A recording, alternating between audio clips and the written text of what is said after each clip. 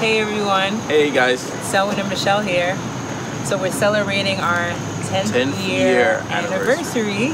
Thank God, a decade. And we wanted to share our love story. So every couple that we run into, we like to trade stories as to how we met. So it was back in 1999, believe it or not. And we met at a Great Adventure. And we were on the Batman line. See, he remembers this part, but to be honest, I don't even remember. Well, listen, I remember being at Great Adventure, but I don't remember. You don't remember. You don't forget meeting someone like Michelle. So we were in the Batman line, and the church I was a part of at the time was on a youth trip, and her church also was on a youth trip, and met up with her older brother, Heston, and that's who I recognized. And he introduced me to the group and say, hey, this is my baby sister, Michelle. I didn't even know he had a sister. And I remember what she was wearing that day. It was he said I had a green shirt on. Yeah, it was a green and white outfit. And white shorts. Yeah. I vaguely remember going to Great Adventure and wearing that, but I don't remember. And she had this cute hairstyle. Had a bob, maybe some bangs or something. Yeah, she had some bangs, and she just the 90s. She just looked really cute and really well put together, as she still does today. But yeah, she's one of those people that just doesn't age at all. People call her a vampire. Yeah, somebody call you a vampire. It's a devil's a liar. Yeah. You know. So we met in the Batman line, and from then we just remained casual friends. Yeah. Well, we didn't see each other again until I think 2004 or 5. Yeah. This I remember. Selwyn was involved in doing being a presenter at a worship conference. Yep. And I think he reached out to Heston to see if there's any singers. Yeah. And Heston referred me and another friend to be a part of this. Right. And or was that Winterfest? No. Which one was first? The conference. The conference, was first? Nyla conference. Okay, Yep. Nyla conference. Is in New Brunswick, New Jersey. So we just linked. I remember driving to Hackensack for rehearsal. Mm-hmm. And actually, did we have a rehearsal? No, that was for Winterfest, right? Okay, so for the Nyla conference, we just kind of went cold turkey. Yeah. Didn't know how we were gonna sound together. Right. And we did worship together. Oh my gosh, the blend was like crazy. Amazing. You would think that we had sung together for years. Mm-hmm. Shout out to Lorraine. Yes. She was the other singer. She was the soprano. This bug's out here. So, yes, it was amazing experience of worship and ministry together.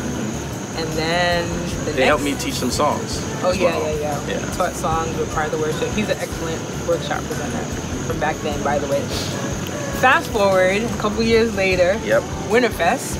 Yeah. Which is a youth gathering in Rochester, New York, and he apparently was. I was asked to do the pre-show service, and I think that was the year Tone was there. Yeah. No.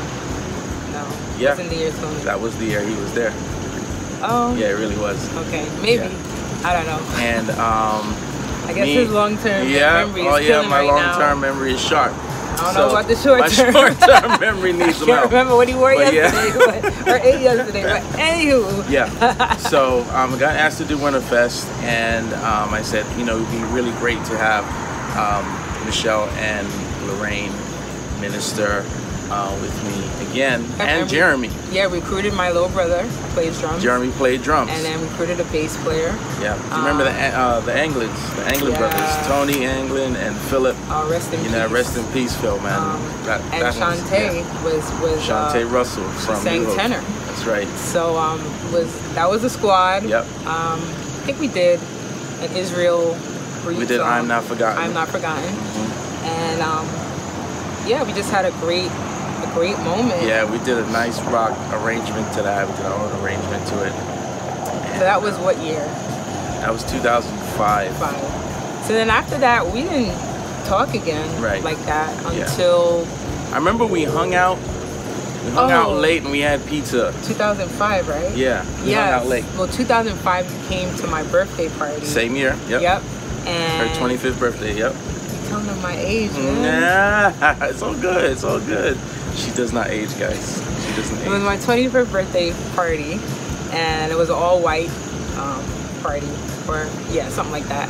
And it was like a backyard shindig where we had, it was like a luau, Hawaiian style, and I had like an open mic part set up. Yeah. So I wanted people to give me tributes and sing songs, and you know, it was a nice vibe there. And he sang. I was pretty sure I wasn't gonna sing. I had made up my mind I was not gonna sing. I don't remember what he sang, but I remember holding the mic. Yeah. For him, because we didn't have a mic stand or a boom stand. Yeah. But he played and he sang, and I also remember the gift he gave me. It was a Banana Republic gift card. At the time, Banana Republic was my ultimate favorite store. Crazy over Banana Republic. Not sure about it these days. Still like it, but it's not my favorite. So yeah, that was 2005, and then like I said, we didn't really talk like on the regular basis. No, it was more like a mutual respect, a friendship that I really respected and appreciated. And every now and then we would talk. Yeah. And pray, sometimes give advice and stuff like that. Yeah. Fast forward now to 2007. I'll let him tell this part of the story. Right. So 2007, I accompanied my dad to a prayer conference in New York. Upstate New York. Was that, upstate? Yeah, upstate New York. And my dad was supposed to do missions presentations, and I was there to do his visuals, his PowerPoints and stuff. So when we get there, Michelle is just about to go up to sing praise and worship. And when I saw her in 2007, something clicked. I don't know what it was, but I was really feeling her. I'm like, wow, that just kind of caught me by surprise, because I've known her since 1999, didn't have any of those feelings at all. 2007, 2007. Listen, telling the truth, 2007 something clicked, and she led worship, and after worship, I was in the early stages of building my production company. Started my production company in 2005. Selwyn Productions officially started in 2005. And so I was getting some tracks together, and I wasn't sure what she was doing musically, so just wanted her to hear some tracks. So I had my little white iPod, you know, the 80 gig. The thick joint, right? So took that and brought her to my dad's car.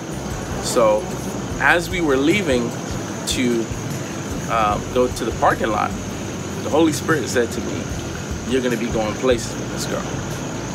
And unbeknown to me, I had no experience with God saying a statement like that to me before, but I recognized his voice because he spoke to me before. So he said, "You're going to be going places with this girl." So as we headed out to the parking lot, I'm pondering what all this means. So we're listening to some music in the car. My dad calls and he says, "Where are you?" And I said, "I'm in the parking lot with a friend, just listening to some music." He said, "Okay, pull the car around." So we pulled the car around. And I was a little nervous because my dad's not used to seeing girls in my car.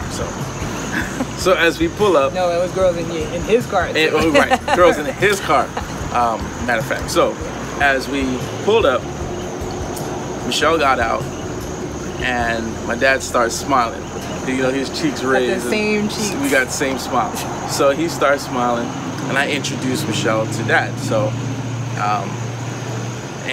but before all this happened, I actually had the chance to meet. Oh yeah, he met my parents inside the service. Yeah. Right after it ended. Yeah. And they were just so warm. And yeah, we had a great conversation. Yeah. It was like reconnecting with England, because Michelle's parents were in England years ago, pastoring in Leeds and other churches, and also in the Bradford area, in the Midlands, and his parents were there. My parents were there.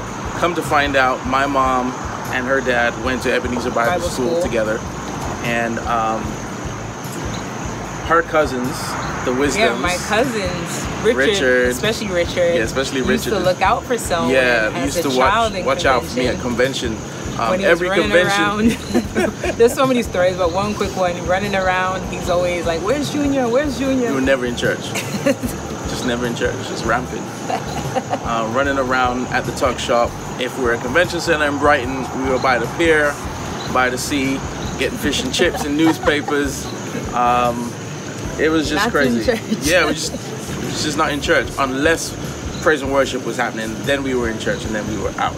So Richard always used to be the head usher. My parents would send him to come get me and get the Browns, Julian and Wayne, and everybody else who was ramping around not in church. So yeah, fast forward, we reconnected. Family. I reconnected with her parents, and it felt so much like home. It felt like really, really familiar. They were so easy to talk to. So now back to the encounter. Back to the encounter with my dad and Michelle. My dad took an immediate liking to her. My mom wasn't there to meet her that initial time, but Dad took an immediate liking to her. So after prayer conference, we started texting and talking every day. Yeah. Every day. Literally every day. All day. We were emailing. I was at work. Yep. Emailing each other, whether song ideas and just a cool vibe for. So prayer conference is typically in January. So like all up until March, we were just talking, and then it started, you know, phone calls, late night phone calls. Yeah, back then, guys, you had to rely on nights and weekends. You guys remember that? Nights and weekends. And phone plans. Yeah. And the next thing you also had to worry about was if you were on different carriers. If you were on the same carrier, you could get away with it. March happened. Yeah. What's so significant about March? So March was the month after our all day, every day conversations. It was March 7th, late at night. We were on the phone. 2007. That we said those three words. 3 words. Yeah. Yeah. Those words. And this is before like a real date, guys. Yeah, like, we haven't dated yet. We didn't like go out anywhere. Calls. It's all phone. So yeah, that was memorable. You know, for me to say it back. You know, he said it first, and then I said it back. Yeah. And then after that, he decided to go right into courting. Yeah. He came over to the house, sat down with my parents, stated his intention. Very, very old school, but very chivalrous. Just the right, the right thing. Gotta do it right. And parents gave us their blessing, and then that was the start of our courting. Yeah. Of course, I had to have my own conversations with my parents. Yeah. And I later came over to his house, and we had dinner and all that stuff. But about 2.5 weeks after that prayer conference, I went into my parents' room and I talked to my dad. And I said, "Dad, you remember this girl, Michelle, that I introduced you to at prayer conference?" And I said, what do you think about her?" And this big smile came back on his face again. I'm like, oh God. So he says, "Well, I was waiting for you to come and talk to me about her because, you know, the Lord told me that she's the one." And again, I'm stunned because parents never. God told me at first that you were going places. That I would be going places with her. And then God confirmed it to my dad that she was the one. I always say that Michelle was God's gift and also my dad's gift to me. And I often talk about that. And of course I had to have the conversation with Mom and explain our story, explain our connection, and then got my parents' blessing. Yeah. And then courted. December of that year, he proposed. Yeah. We won't go into the whole proposal. I think we need That's another video. Which was amazing. And our whole family got together after that in December. And then 2008, August. August of 2008, so 9 months later after the proposal, we got we got married. 8 months later. Yeah. Got married. When you know, you know. Yeah. When you know, you know. And there's so many obstacles that can put a delay on a marriage or a proposal or anything like that. It could be financial reasons. It could be distance reasons. What was that line you got from? Was it Dad or was it Bishop Brown? Bishop Brown, who I often call my second dad, said to me, he said, "Sellers, if you wait on money, you never make a move." He says, I told my son Julian the same thing. If you wait on money, you never make a move. And he was right. And I'm glad that you didn't allow finances or having all your ducks in a row to be an obstacle to us moving forward together. I mean, you want to be prepared. Yeah. You want to know what you're doing. We had to hustle. We had to hustle. Yeah, we did so many things, but it's way more than the wedding. It's way more than that day. It's wonderful. Weddings are great, but you have to live after the fact. And by no means are we experts. We're walking this out just like every other couple. Exactly. We're 10 years in. So much that we're going to share with you as we maybe do some more videos. But just to show God's faithfulness, how God will see you through situations. When you know, you know. Marriage is for life. And how God works in our marriage. He works in our music and in our ministry, and how all of those are connected.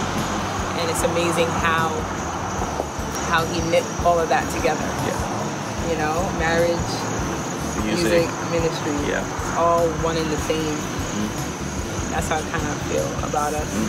And we're just so happy. I'm just so happy today. Today is just a great day. I feel refreshed. I feel revived, and I can't believe you made it to a decade, man. Yeah.